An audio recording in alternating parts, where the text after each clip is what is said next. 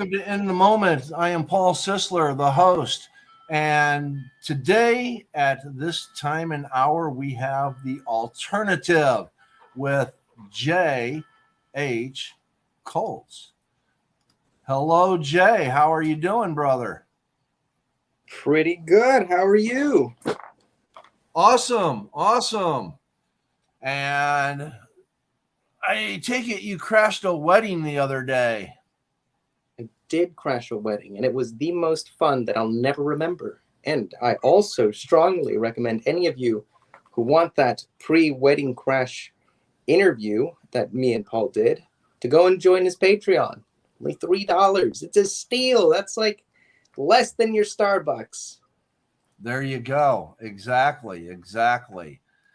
So we have today someone that has terrorized Twitter Spaces with his awesome readings of a multitude of horror like you cannot imagine. We know him as Attic, and he's going by his pen name today for his newly released book. And I'd like to introduce everybody to Daegal. Hello, Daegal. What's going on? Hey.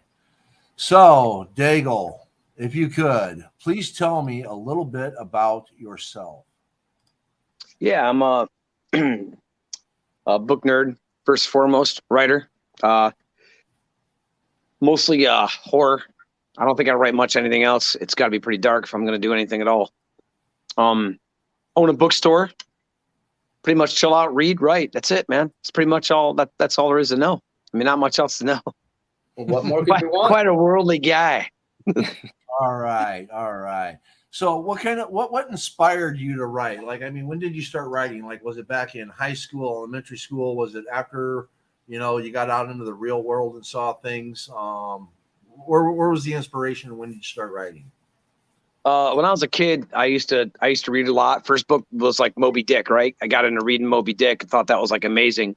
And I was like, I want to tell stories like that. And I knew back then it was metaphorical, but and then I was living overseas at the time when I was a kid. So I just started kind of writing my own little short stories, little flash fiction things. And I had a teacher that provided me with feedback, just kind of egged me on to do it. And then I just kept writing. I kept writing, and it was a hobby. I never did it as a profession for a long time. And then recently I retired from my main gig that I had, my main job, and I decided to take a stab at writing full time, and here we are. So I got that happening. All right. Now, Jay, you're with a publishing house. What was the name of that publishing house again? Castle Carrington. It has a bunch of little smaller subsidiaries and whatnot, but the main one is Castle Carrington. And as luck would have it, a certain someone that we're interviewing is also under that one, getting traditionally published. Indeed. Yes. Bingo. Oh my goodness. Bingo. So got himself a home. Yes. So this is like the big story and all that. A lot of people, everybody's heard the song, B-I-N-G-O, and Bingo was his name-o and all of that. And everyone thinks that Bingo is kind of a cool name and all that, for a dog. But Daegal, you've kind of changed that. That's going to become something different. So what I'm going to do is I'm going to turn this show now over to Jay. Jay, the alternative, take over. Firstly, proper congratulations. Honestly, not a lot of people can actually make it to the point where they can say, I am traditionally published. So big congrats on that, man. Thanks, man. Of course, rightfully deserved. And now the cover. That's all you, man. Yeah. I just decided there's a a truck in the story called the Winter Necessity that kind of drives Bingo to do things. It reminds him of his dad, and I wanted to make that the main cover. So I just started designing different covers. I had other covers at first, and then what I did is I started designing covers, and I didn't like what I was coming up with. So what I did was I went, believe it or not, I went into an AI app that I paid for, so I own the art. And I started putting sentence structures of my story into the AI app. One of them being the Winter Necessity describing this truck. And it drew that picture, which is exactly the truck I was thinking of when I wrote it, which was really weird. And then I took that picture, the main foundation of that picture, and I brought it into a different couple programs and started messing with it, kind of cartoonizing it and making it different and messing with it. And then that's the final product that you have now is that cover for Bingo. And yeah, I think it describes the story well, because when you read that story, that truck plays a big part in Bingo's memory of his father and such. Oh, I absolutely love it. I'm a big fan of the truck. As soon as I saw it, I looked at it and I was like, this has this very like ominous, rural, sort of out there alone type of feel that I feel like the story itself, it really encapsulates that. I've been privy to a few of your readings. Yeah, it's actually set in a town that doesn't exist. Crescent, Ohio is not really a town, but I placed it about 100 miles outside of an actual town that's small. So if you looked up that town, you would see population of 2,300 people, and then I made Crescent even smaller, and I just made up the name and made up the town and the structure and kind of where it was in Ohio, and yeah, I think that picture does feed it, because this town is desolate. There's nothing there but a mill. Like there's just nothing there. Love it.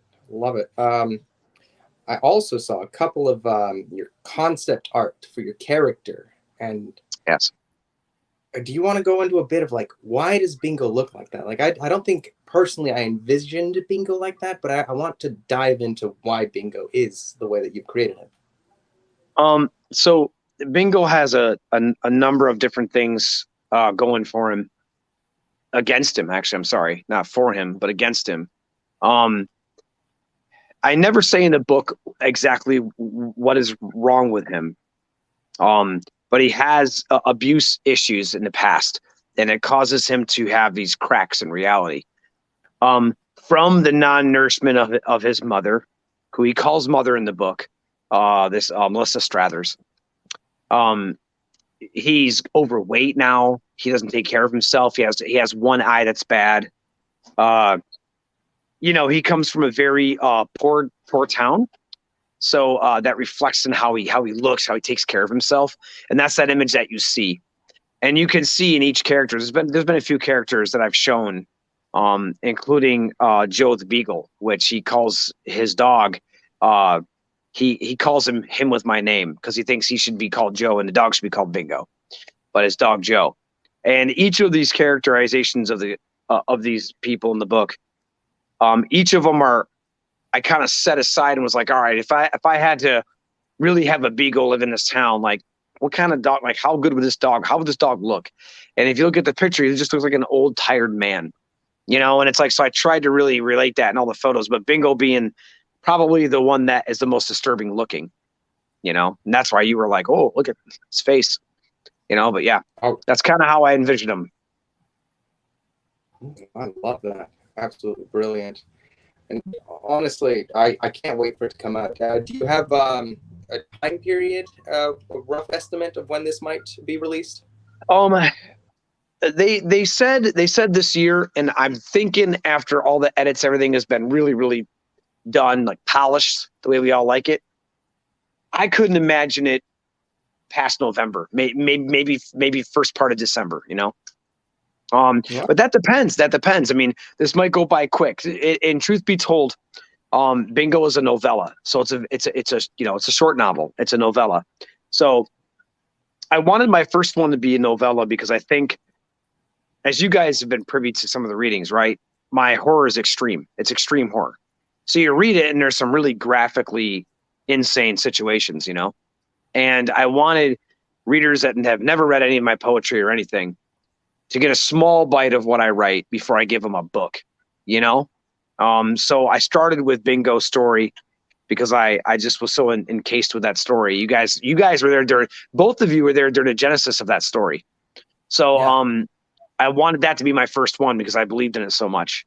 I still do, obviously I believe in it, but I mean, I at the time I was like, this has to be my first one, So and I knew it was only going to be a novella. So that's why this is a shorter book. But I think it'll be a powerful piece, and I think it'll kind of give people a little insight onto how I'm going to be writing. So when they get a full novel, they can, okay, this is good for me, or no, this is not. Oh, brilliant. Honestly, Daegal, you're not the only one that believes in it. I mean, you're getting it traditionally published. You got other people that are believing in it, and truthfully, God, how excited I am for this, because I know how extreme you can get when it comes to that horror. I mean, you're what? Currently first place, soon to be the face of horror. Yeah. So the Faces of Horror contest done by Rue Morgue magazine. I'm in first place right now. We got 2 days left before the final 5. Then I got to fight for the final 5 and see if I get this bad boy. I get to meet a hero. I get to meet a really cool hero if I win this thing. So people, go on my Twitter. It's down in there. Go on my Twitter and go on the Faces of Horror link that's on the front of my page and vote. The votes are free. Every day you can vote every 24 hours. If I win, I get to hang out with Kane Hodder, Jason, and do an interview for Rue Morgue magazine with him. Awesome. That is the deal. I need to have that. I need that. Oh, definitely. And then when you have that interview with him, you're going to have to ask him if he would like to be a guest on The Alternative. Yeah, I'd be like, "Come on, Hodder, let's do it." He would do it. That would be awesome. Yeah, he's cool. Have him come in full garb. Even better, have him say nothing. In fact, make just him sit there through the character. Yeah. All right. Now I tell you, when Daegal would read In Spaces and he would get going into it, oh my God, you get brutal. You can get just outright your description takes you there. You can see it all the way from like the hand going up on the truck. Your description and your setting and everything is just the mind just goes there. You envision everything. And when the first time I saw this truck, it's just how I pictured it, just from your book, from what you had read. So I'm looking forward to it in actual writing. Now, there has been a question that I received on Twitter Spaces and all that. How far is too far when it comes to writing horror? Is there such a thing with you? You know what? Okay, so I'm going to be really bluntly honest with this. I'm an unapologetic writer. Like one of my favorite writers of all times is Easton Ellis, right? You guys know this. You guys know me, And he's an unapologetic writer, and he always said that. He's always like, I write what I write. You take it for face value. But I will say the only line, I have one line. I do not, okay, let's be fair. 2 lines. Here's 2 lines. One, I don't write about any kind of sexual abuse. I don't do it. I think it's weird. I think it's that's too serious for people. And what I mean by serious is there's too many things that happen to people that are just too, so I don't touch it. I don't touch that. And I usually don't touch anything with children that's over the top. That's overboard. I do have in this story, there's a murder of a 4-year-old girl that I had to, I remember Paul's talking to you about this. And I just was riled. It took me 3 months to write that 2 paragraphs, because at first it was raw and I went with it.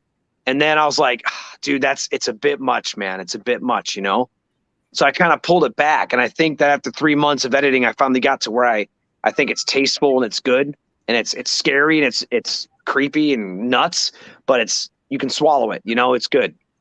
I think that's the only thing that I really look out for. Those things. So I think there's just too many. I mean, I have kids too, you know, and I don't like to read stuff like that, so I try to stay away from it. But when it's really insane, you know, that's it though. Besides that, dude, bring it on. Bring it on. I got Right. some pretty crazy murder scenes in this book. They're crazy. Yes, yes. Now, I'm writing a book called TJ, and I do have an abuse scene in there with a child, and Yeah. it's really, really hard to go to a line. I mean, you want to make sure people understand what's going on, and it's really, really difficult to go up to that line and not go over it. Right. And I know what you're talking about. And then there's another book that I'm working on, Blood Schism, where there is sexual abuse in it. And again, there is a line, and it's really hard to determine where that line is. And again, I've listened to your stuff, and there's a talent in writing and not going over like a line that's too far. And you have that ability. And I think that in hearing you write, and I've heard some of the other writers that have gone into some of these things that involve, horror or abuse or things like this, and how they come up to that line. And I've learned from you guys. So I think that's the reason why I was able to write those scenes that I did without going too far. So I want to commend you on how just awesome of a writer you are. And when people get this bingo, the psychology of it, and again, I don't want to give anything away, but the psychological aspect of it is so in depth and so brilliant that I don't want to say you've crossed lines, but yet I want to say that you've drawn some new ones, if that makes any sense. You've gone in an avenue that people just don't go in a lot of writing, and you're going there, but you're doing it in a tasteful way. So I wanted to commend you on that. It's a hard thing to do. I mean, it's a very hard thing to do, but I also think that you can write it raw first, right? Like just dive right in and write it, and just let it go. Like I think every writer should just do that. Don't even feel apologetic about anything. Just write it, no matter how viscerally insane it is, and then sit back and kind of do the social norm thing, right? Like what's acceptable, where's your line, and then that's what editing is for. That's the whole point of editing and looking at what you're writing, and I think that's where the most important work is done. I think writing the initial stuff is hard and it's fun and entertaining, but that editing, that's the work, man. That's the work. That's where everything shines, and the language comes together and the story starts to mold. You find the little things that you might have made a mistake on. Like I'll give you an example of that, and I didn't even notice it, man. This book's been written for a while, and I noticed that there was a character called Miss Kendall that I wrote in there, and she's a school teacher. It explains her as being a single mom, no children, but I wrote her name MRS Kendall because you're so used to calling teachers Mrs. even though they're not married, right? That I wrote it as MRS, but it's like, no, it'd be Miss Kendall because there's no kids, but you're so used to calling them Mrs. Like that's what you used to do at school, So I made that mistake. I had to go back and autocorrect all these parts, search and find and replace all these misses with miss, and it was super funny, man, because it didn't dawn on me while I was writing it. In that editing phase, that's where all the magic happens, man. You can get crazier or you can clean things up. Yes. No, editing. Oh my God. Editing. Jesus Christ. I'm sorry, Jay, go ahead. Oh, don't mind me. I'm just here, But yes, the editing, definitely the best part, one of my favorite parts. And God, where would I be without the editor and in our publishing house? Like, just you wait. As soon as she gets her hands on it and starts the editing process, you're gonna see like it's gonna shine like never before. She does amazing work. I also wanted to ask, are you going to be doing live readings in your bookstore? Yes. So what I'm going to do is I'm initially going to get some copies, and I'm going to do a giveaway and give some away. I'm going to buy some copies, and that's just for the bookstore, just for the bookstore. And then what I want to start doing is I want to start having readings. I want to start having readings in there from other authors, people that want to come in and read. I want to start doing, okay, so I have a projector in my new bookstore that faces the back wall, and I have OBS on that and everything else too. So I'm thinking about doing like this, doing live readings from authors where I can get them like, Jay, you can come in and like this, there'll be a room full of people watching you on a screen, and you would read from your book, which they would purchase in the store, and they can follow along, and and I can be like, that's the deal right there. I want to do that. And I'm looking in how to do that exactly in a clean way, a good way, like good surround sound, good, good audio, good video. So we're working on that. I want to do that. I think that'd be a really fun thing to do. And I don't see bookstores ever doing that, Honestly, you're elevating it, man. You are taking it to the 21st century, and I think that's a brilliant idea. Definitely a unique one. And I hope, honestly, that's like the catch, what elevates books to the next level. Like, come see live virtual readings. Yeah. Yes. Yeah, I'd be down with that, man. I mean, I think it's something that needs to happen because a lot of authors can't travel, or a lot of authors don't travel to certain areas. And because of that, I could just do this. They could listen to, I'm just saying, throwing names out. They could listen to Clive Barker read a section of if I could get them to do it. It's like they'd be able to see their favorite author do that, and it could be something I could do. They could do right out of their home, It's like, it'd be great. So yeah, I think I can go really far with it if I can get it sound, Well, not that I'm as famous as Clive Absolutely. Barker, but I would love to do that. When you get that Yeah. set up, let me know. And I'm waiting for my books to come in. I ordered some. I got some that I'm going to be sending you, so that you can put in your bookstore. If you could tell us more about your bookstore, where it's at, where it's located, and how people can go in there and check it out. Yeah. So 183 Park Avenue. It's called Rye Marketplace Root Down Coffee Shop. In the very side, there is a room, very big, nice, lush room, bookstore, Attic Athenaeum. It's in Conneaut, Ohio, which is smaller than the made-up town of Crescent that I made up. It's tiny. It's right outside of Cleveland. You can come in. We're open from 9 in the morning to 8 o'clock at night, Monday through Saturday. 7 o'clock in the morning until 4 o'clock on Sunday.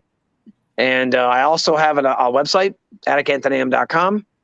Go on there, order books. I right now I'm flipping over my new POS system and get that all set up right now. It's almost done. The website should be live here in the next couple of days, the new website. And yeah, I do. I also, if you're an indie author out there and you write indie, I also sell indie books. I have a number of people from Twitter that I'm friends with that have their book in my bookstore. I support authors. So just, you see it right there. It's right there. Yep. Yeah. Hit me up on the website and send me a book, and I'll read it. And if it's something you want to carry in the store, let's get it on. Let's do it. Awesome. Excellent. Go ahead, Jay. Sorry. No, it's a great opportunity to anybody who's listening and is actually interested. Like I say, go for it. Like, what do you really have to lose? Yeah, I mean, and so how we work it, by the way, I might as well just say it now, right? So how I work it is I read your book. You send me an author's copy, because I mean, how I believe this being, if you're a writer, then you believe in your work. So sending me a $5 book shouldn't be a big deal. So I get the $5 book, I read it. Now, it's not whether I like it. All I'm looking for is, has it been edited? Has it been edited and like mistakes are out of it? Is it clean, right? If it is, then I buy copies from you. That's how I do it. I buy the copies from you, and then I sell them in the store. I buy them at author price. So then when I sell them, you get a cut back. And so there's no money up front for the author. They don't lose anything. This is an opportunity. And all they have to do, if they don't want to sell them in my bookstore anymore, all they have to do is pay me back what I paid for the author copies, and I send them back to them. That's it. And I have about 9 independent authors in my store right now. That's pretty good. Yeah. So I'm like, and you and Paul, when I get yours, you'll be 10. So Nice. And I can't count Jay's because Jay's book will be there, but he's published, so he doesn't count as an indie author. We're both guilty of that. He's gonna be in there, but so yeah. But heck yeah, man! I'm all about. I mean, my bookstore is a bookstore. It's not. We might as well do this really fast. So people go, oh, what they call you Attic. Well, Attic Anthony is my bookstore. That's my main Twitter. This is my writing Twitter, Daegal, right? People were thinking all I sold was horror books in my store. I'm like, no, it's a bookstore. I sell everything, children's books, romance. It's like going into a Barnes & Noble, just smaller. It's mom and pop shop, you know? I sell new stuff. I sell antique stuff. I sell remainders, if you know what remainders are. You know, I sell everything. So I wanted to separate it for that reason because people were getting the wrong idea. So if you come to my bookstore, there's something for everybody in there, for sure. Excellent.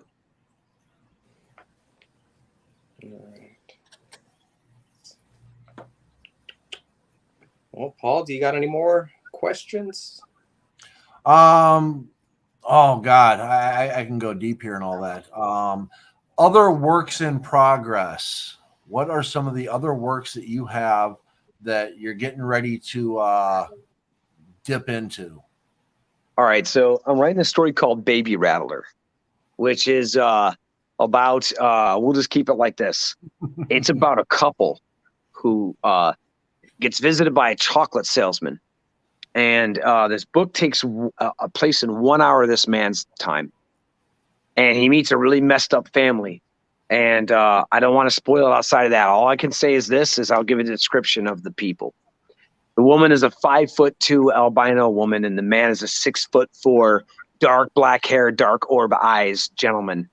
And they live in a small little house, and bad things are afoot at the Circle K in this house. So when this chocolate guy comes there, he just ends up finding himself approached by this man cooking chicken in his kitchen at this house, and things just go bad. Things go bad, real bad. So yeah, I don't want to ruin anything else besides that. You'll just have to wait till that comes out. But it's called Baby Rattler, and that's gonna be a pretty fun thing. I'm right now. I got all my notes done. I'm starting to write it now, so I should be focusing on that pretty quick here, pretty hardcore. Nice. Do you got like an expected time frame? Maybe. I honestly can. I think I'm gonna have this written in about 2 months. I think I'll be done writing it in 2 months, and then I can get it to the publisher, and we can start working on ripping through that. You know, I say 2 months because I'm being liberal about it. I'm trying to give myself a little bit of time, but I also know me. Once I start writing on something, I can rip this thing right out. So I can't imagine the first draft not being done. I'm saying the longest would be 2 months. The longest. Nice, nice. Now, I don't want to give too much away because I know what the story is about, and I'm looking forward to it. Yeah, it's pretty sick. All I'm going to say is what smells like chicken doesn't taste like chicken, does it? Not at all. Not at all. Not at all. It ain't Popeyes. It ain't Popeyes, my dude. Yes. So yeah. So I mean, it's gonna be a fun story. I got a lot of fun stuff going on in that. All right. We have Marnie. She said, "Show us your favorite coffee and tea mugs." Okay. What do you expect from Marnie? I tell you. For me? Oh, hang on. Hold the phone. It's getting brought to me right now. Well, mine's somewhere in the kitchen, and I don't think we have time for me to go and get it. But a few of you know which one I like the best. Yes. That's all right. Of course, leave it to Marnie to be a disruptor. I'm telling you. Well, I'll tell you this right now. There's nothing inside of this coffee mug that's instant coffee, so Marnie can take that to the bank. There's no instant coffee that goes in this. All right, so here's the ones I got, guys. All right, we got a couple. I'm going to go down from favorite to like least favorite to best favorite. Least favorite, but fun, is my Ouija board coffee mug. Now that's cool. It says coffee. Love it.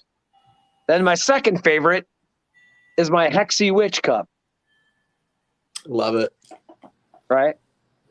And then my all-time favorite one is my Satanic Temple cup. Love it. Yeah, matches my hand. All right. Yeah. Now So explain, there's my favorite cups, guys. explain the whole satanic aspect. Of the cup you're or okay with of me? You. All right, if you're so okay you know with what, man? I hold a bachelor's of science from Liberty University in theology and religion sciences with my concentration in demonology. I have been studying biblical texts for many, many years since I was a young child. I have behind me a whole bookshelf case full of satanic books and occult books, Ouija boards from Norway, all kinds of fun occult stuff inside of a little package over there. Got a whole basement full as well. I'm part of the Satanic Temple of Salem in the chapter in New York. And I'm a big, firm believer in religious rights. I think everybody should do you, boo. You know, I don't care. You can believe in goats. I don't care. You know, as long as you're not pointing fingers and starting wars, I don't care. The same thing to me is this.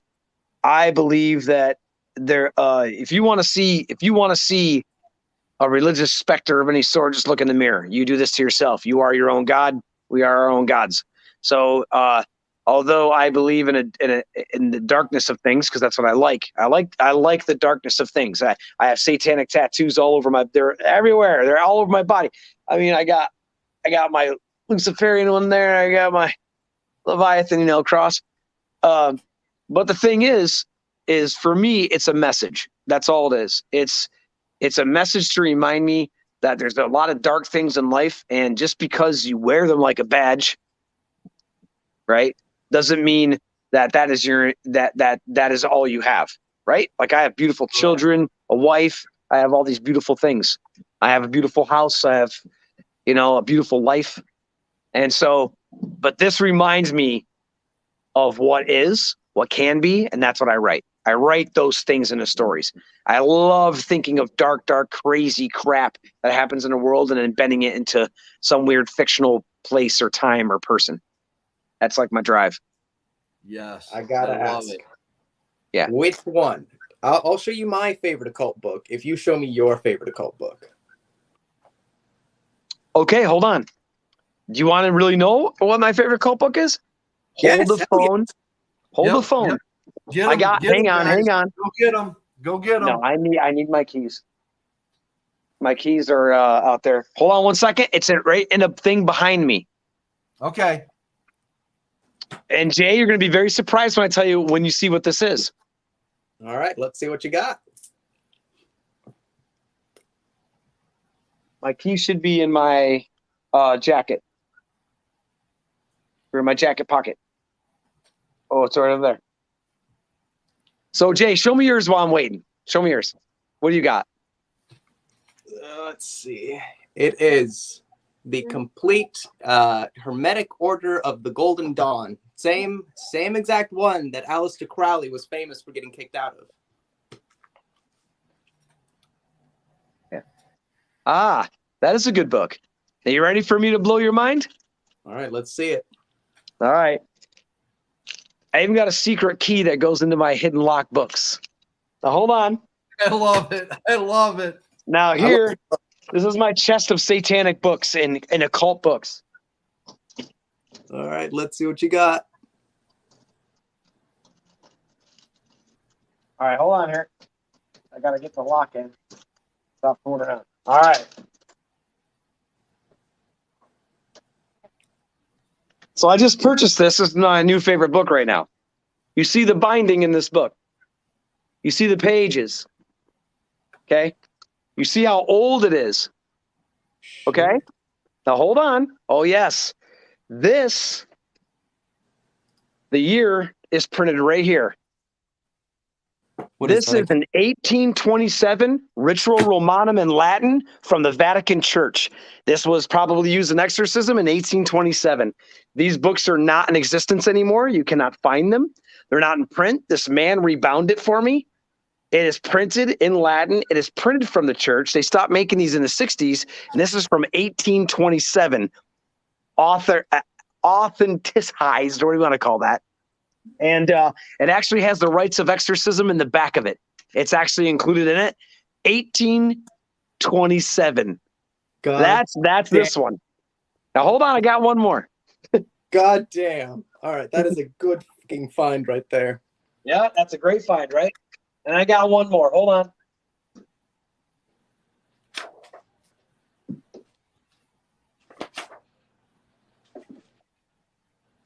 This is my other favorite book.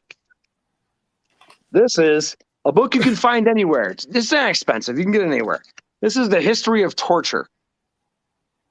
Love And it. this book has every single torture you can possibly think of known to man, written out and told. Right? Now, hold on. I got one last one.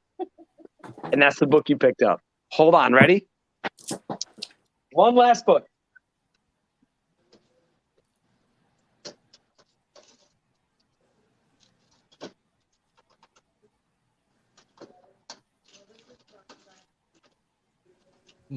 It's a big one. We got a peek into Daegal's secret library that he Yeah. keeps under lock and key. It's on. It should be right on the very bottom there. It's a big, thick one. You see it? No. The one I just bought. Easton Press. Hold on one second. Okay. Of course.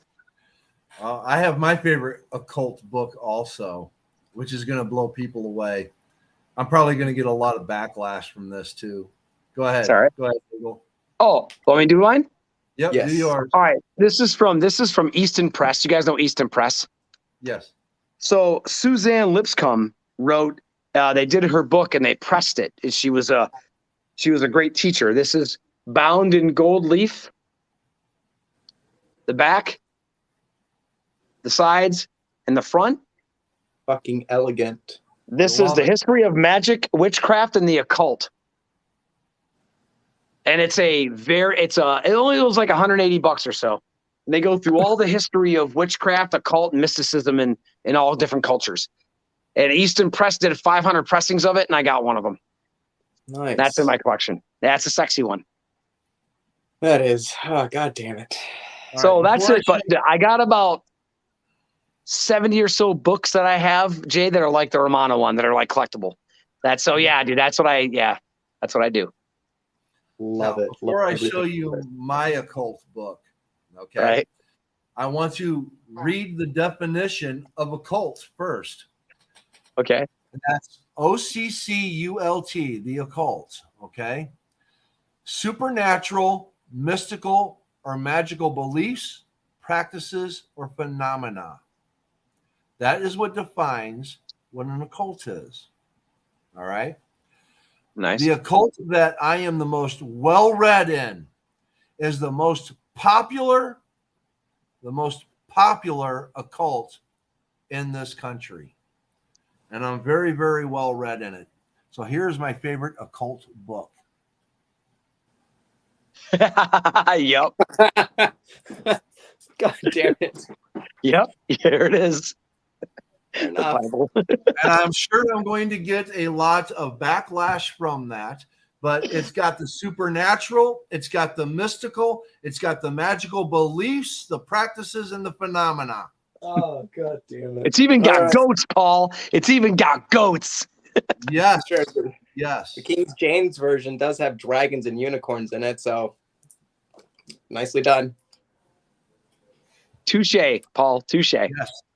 Yes. It is the King James Version. This is the 1956 edition. I have other Bibles. I have one back from the 1800s that, again, when you start reading through them and the different, language styles that there are, a lot of people, when they start talking to me and they start, preaching the book to me, and they're starting to tell me that I have to do this or I have to do that. And I go, so you're saying that bashing the heads of children against rocks and killing them is okay?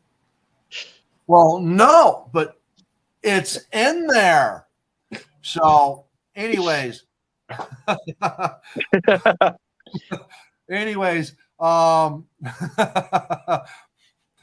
I thought he was going to say the Constitution or something. Hey, that's pretty close. Yeah. Yes. These books are not approved by Scatty. Oh, yes. And just for Marnie, I have to say it to everybody out there who doesn't like our nice book collections. You can suck your scatty. You happy, There Marnie? you go. Across the street. There you go. Exactly. But just for those people that, you know, since Gaston was like the Constitution, oh, what did I do with it? Look in the garbage, Paul. No, it's not the garbage. I do have my Constitution. I was in a conversation. That was good, Jay. Come on, that was good. That was good. Well, he's doing his thing. Yeah. You collect cursed items, right? Haunted items. Yeah, I do. So do I. I do. Show me something, anything that you have. Want me to show you the most cursed item I own? All right, after Paul does this, I'll show you. I do own the Constitution. And let me tell you, this is a much easier read than this. But this is a much better read. There's the plug. There's the plug. Yeah. So you want to see the most cursed item I own, Jay? Yes, I do. All right, so let me give you the backstory to this. And I can't give you the full backstory. I can only give you some. Okay? So there's a person that I know that is a retired military person that was very high up in the military. During a routine excursion overseas, they came across a house of people. They were of bad enemy names, I guess. That's how we'll do it, right? We'll say that. During the raid, everyone was killed. Women, children, everyone was killed. A gentleman off the wall of this house took a 400-year-old sitar that was covered in blood and bullet holes. I now have it. So the souls of this entire house reside in this guitar, and it's sitting right behind me if you'd like to see it. Yes. Yes, There's I the would. most. People that see it don't even want to touch it. Bad mojo. This is the handcrafted. And right there's where all the bullet holes went. And listen, you can hear the bullet fragments. Oh, wow. Yep. All hand carved. It was being held for a while, but now it's in my property. That is probably the most cursed item I have in my house. Nice. And that's pretty sick, dude. I got more stuff in the basement that's sick like that, but that's probably the coolest thing I have because that's a whole house full of souls in one guitar. Well, the next interview that we do with you, we're definitely going to have to include a tour of your basement because I've seen that tour of your basement, and that is something that you know, Patreon. Boom, there it is. Patreon. When we do the after show, we're going to do a tour of your basement. You good with that? I'm in, man. Yes, we're going to make people pay to see your basement. I love it. I love it. Good. No. I tell you, you know, I have nothing against anybody with their religious beliefs. Everybody, okay? I agree. This book right here states that everybody has the right to choose what they choose to believe in. Okay? So I have no problems with anybody that wants to believe in the Holy Bible, the Muslim belief. I got one, though. Paul, there's one thing it doesn't say you can believe in, and you don't have a right to believe in it, and that is instant coffee. Instant coffee, 100% agree. Instant coffee, yes. with instant coffee. Ode to Marnie. Ode to a toad. There you That's go. That's right, Marnie. But outside of that, everybody has the right to believe in whatever religion they want to believe in. And there's over 3,000 gods out there, okay? And here's the thing. People say, well, you believe in no God, Paul. You're an atheist. And I tell them, well, you believe in one God more than me. Because there's 3,000 gods out there, and you don't believe in the other 2,999 gods. You only believe in that one. So you're just one step closer to being an atheist than what you think. You're only one God away. But Well, I believe in avocado, and avocado. I believe in the power of Carnival? words. What? Yes. Carnival? Yes. Avocado? Yep. Carnival. Okay. Yep. Carnival avocado. Yes. Absolutely. Carnival avocado. But I do not believe in instant coffee. I do not believe in Sanka. It has to be banned in all countries for all reasons. Yes. Hashtag Carnival avocado. Hashtag Carnival avocado. Okay. But no, I have no problem with anybody believing in their religion as long as they don't push it on me. And I'm not going to push my atheism on you or anyone else. And allow everyone just to believe what they want to believe. We have that right. And I can come on here and yes, I had made this comment before once, and somebody had DM'd me and said, well, Paul, that's not the God I believe in. The God that you don't like isn't the God that I believe in. And, there are a lot of Christians out there that don't believe in the book either, but they do believe in God and Jesus. However you want to believe. Just don't do harm to other people. As long as you don't do harm, I'm good.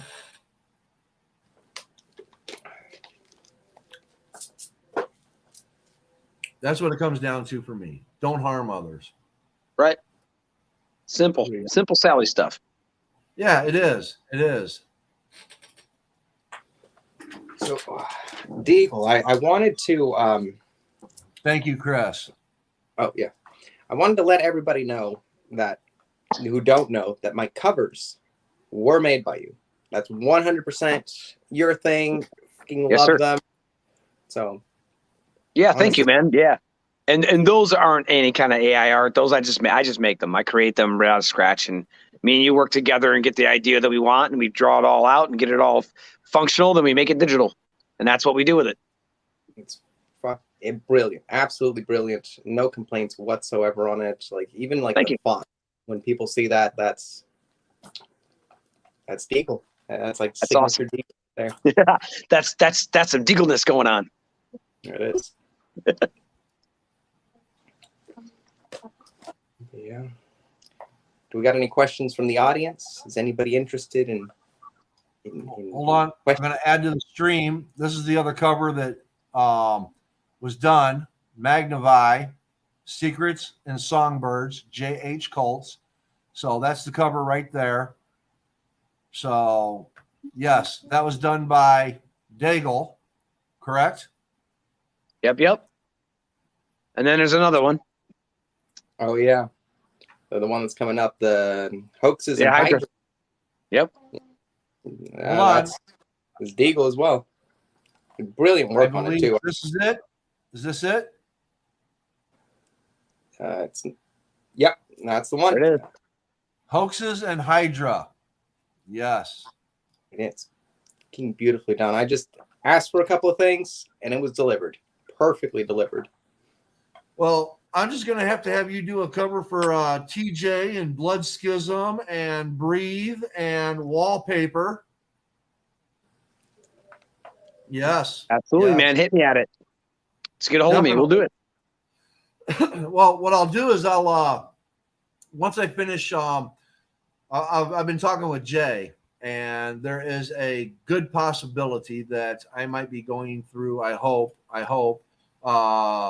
the Castle Carrington house. There's a possibility with Blood Schism, and if not Blood Schism, possibly TJ, or both, or hey, who knows? Maybe I can get a 4-banger out of it and get all 4 of my books published by him. I'm going to finish up Blood Schism. I've started writing on it again, Jay. Chapter 3, I'm adding my inserts into it, and hopefully here within the next few weeks, I'm going to read it on a Twitter space. So I'm excited. The inspiration you guys give, I tell you, Daegal, the way you can just knock out in 2 months a novella. I'm thinking about shortening up my own book just to be able to get it out there. Sometimes it's all you need, man. Like For me, it's not even about how long a book is. I don't really care about word count. When my story's done being told, I look at it and go, well, okay, that's the word count. That's it. You know what I mean? It's like I just worry about the story. I worry about telling the story. And if that story is only 20,000 words, it's only 20,000 words. If it's flash fiction, it's flash fiction. It just is what it is. Not all stories need to be 600 words, or 600 pages worth of stuff, or, not all stories. But and then there's stories that do need it. There's stories that need to be 200,000 words. They just do, because there's information in there, So that's the thing with me. I don't even look at pages or word count at all. I just write my story and go, where does that fall? Okay, that's that then. That's what that is. And bingo just happened to be a novella because it didn't need, nothing else needed to be said. Yes. Truthfully, honestly, that is the best way to look at it. I've known many an author who completely just give up on projects that are seemingly done just because they have this idea in their head, like, no, this needs to be longer, or no, I need to cut all this out, or whatever the occasion or circumstances. Yes. Yep. We are running down to the last 8 minutes. So anybody that has any questions in Twitter Spaces, on Twitch, on YouTube, throws your questions up there. I will definitely post the questions so that Daegal, Jay, or myself can answer them. Just loving this turnout. This has been a really good turnout. Arinanya, thank you. Arinanya said, great. Yes. I'm looking into the DMs here, and I have no questions in the DMs. Oh, I do have a question in the DMs. Daegal, do you only write horror? Absolutely, 1,000 bazillion %. I don't even think I could. If you asked me to write something outside of horror, I could do it. Would I be happy? No. We got another question. Go ahead. I'm sorry. I'm just really, really good at being dark, man. That's just what I'm good at. That's my thing. What's your favorite coffee and why is it instant? Oh, we know it's not instant. My favorite coffee of all time is probably anything besides instant coffee. There's your answer. Marnie. She's got to be a smart ass. Marnie. Tell us about the time you drank instant coffee and liked it. Okay, so this one time I drank instant coffee and it tasted pretty good. And I was surprised by it. But I'm pretty sure I was high that day. So there's that. Fair point. Very, very good. I drank instant coffee when I was young because I was poor and couldn't afford real coffee. And once I got real coffee, I don't care how fucking poor I get, I will not drink instant coffee ever again. Ever again. Because once you taste the real bean, there is no going back. I'm sorry. Paul, are you saying to Marnie that she's just poor and that's the way she likes to be? Because that's all she drinks is instant coffee? You asked for that, Marnie. You did that. I don't know what the reasoning is, Marnie. And if it's not because you're poor, there's something wrong. But I'm not going to go there. We have another question by Dana Brown Dolan. Do your family members read your work? And if they do, what's their feelings about it? So my littlest children do not, because that's just inappropriate. I wouldn't do that.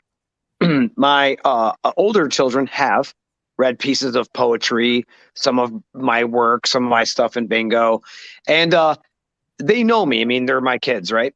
And they know how I am, and they know I love dark stuff extremely. I collect it.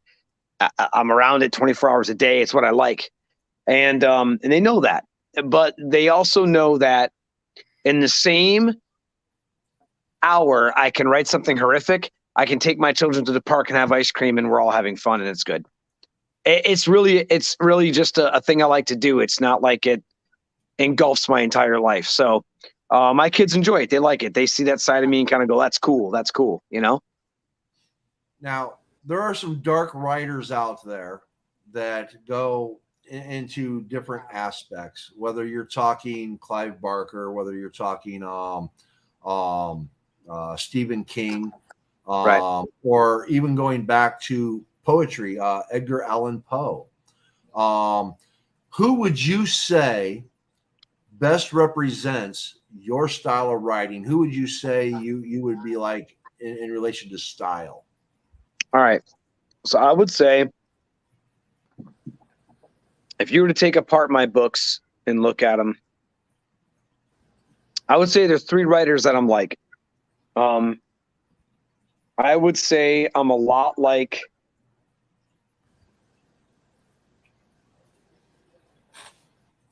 I want to make sure I get the right ones because there's a couple that I kind of fall into. I would say I'm as unapologetic as Ellis is, although he's not a horror writer, right? In my style. I would say from topic, I'm a lot like Clive Barker. It's usually very demented, the humanistic part of life, whether it be demons or not. It's very human when I talk about it. And then I would say, honestly, the way I write my characters, the way I draw them out is more like an Anne Rice type thing. Like I make sure that the characters breathe. They got to be alive. Like when I describe Bingo in the book and there's very little descriptions of him, you still know what he looks like. You can tell by the way I talk about his walking, how he breathes when he's trying to eat, like all the stuff that I do, but I never say in the book, like red hair. I never say any of that. And I don't, it's like you said, Paul, like I try to paint it, right? Like I try to treat my books like movies. I write them like I'm watching it. And that's how I write my stuff. And I think those are the 3 people I think I'm mostly influenced by. I would say probably the most. Now, I'm going to put it out there because when I listen to you read, the author that comes to my mind that I think you are the most like is Thomas Harris. Okay. I can agree to that, especially his earlier work, right? Right. And for those that don't know who Thomas Harris is, Thomas Red Harris, Dragon. yes, he's the author of Hannibal Lecter, basically. Every book has been written by about Hannibal Lecter. Yeah. His books are very psychological. They go into a psychosis of how a person sees the world. Even through the darkness, it's portrayed very well, I think. And I think you do the same thing. So in my opinion, I would compare you to Thomas Harris. Yeah, no, I can totally see that. I like Harris a lot too. And even his non-Hannibal Lecter book series are really good. He's just a really well-rounded writer. And I'll tell you, I get the weirdest face when I say Ellis, but when you read my work, you go, no, okay, I get it. Because it's very unapologetic. I just say things I just say them. I just say them. I don't try to mince words or hold back. I just put it out there, Right. Now, really quick, I put up the link to Only the Dark Things blog for Addicts Poetry. Yes. I have heard some of your stuff. I think your poetry is awesome. And I got to admit, your brilliancy just astounds me because I read a poem that I call Caterpillar. And it's a slight stab at the Catholic Church. And again, not religion, just the organized religion itself, the church. And you turned around and within minutes wrote a dark version of my poem that just, oh my God, blew me away. That was 100 times better than anything I could ever dream of writing. But oh my God, you are so talented in so many ways, Attic. I'm just like blown away. Thanks, man. I appreciate that. I like that poem that you did. And when you did it, I immediately got inspired to write I looked at it like a sequel is what I looked at. Like I continued where you were. And I kind of just emphasized certain points of what you were already saying. And so I think I wrote it with like we were having a conversation. You read it, then we had a conversation. It was like 5 minutes, and I wrote it in that 5 minutes. Yes. And the version that I read, and I still have now, was the first draft of it. Never touched again, and it came out like it was. Yes. So here's Yeah. what I'm going to do. I'm going to read my lame ass poem, and then when we go to the after show behind the scenes, I want you to read yours. Sound Okay, good? I have to. Yeah, let me see if I have it on my. Is it on my blog? Do you know? I don't know if I took that one down or if I left it up. I don't know. Anyways, Let's find out. Okay. Here's Caterpillar that I initially wrote, and you're gonna have to go to Patreon to get the secondhand edition that Attic wrote. That is 1,000 times better. Death reigns without rhyme and without a reason, only to conquer all who have engaged. The caged rat is a caterpillar demon. No matter the day, the time, or the season, rich or poor matter none, it is all staged. Death reigns without rhyme and without a reason. Try to barter by one's faith or by treason. There is no winning the living war waged. The caged rat is a caterpillar demon. Deceived by an illusion of an Eden, enforced by a promised land on a page, death reigns without rhyme and without a reason. The butterfly brings joy for a brief season, eliminating grief from golden rage. The caged rat is a caterpillar demon. Everyone expects an immortal freedom, betting on the unattainable wage. Death reigns without rhyme and without a reason. The caged rat is a caterpillar demon. So, in the Patreon, we will hear your version of the caterpillar demon.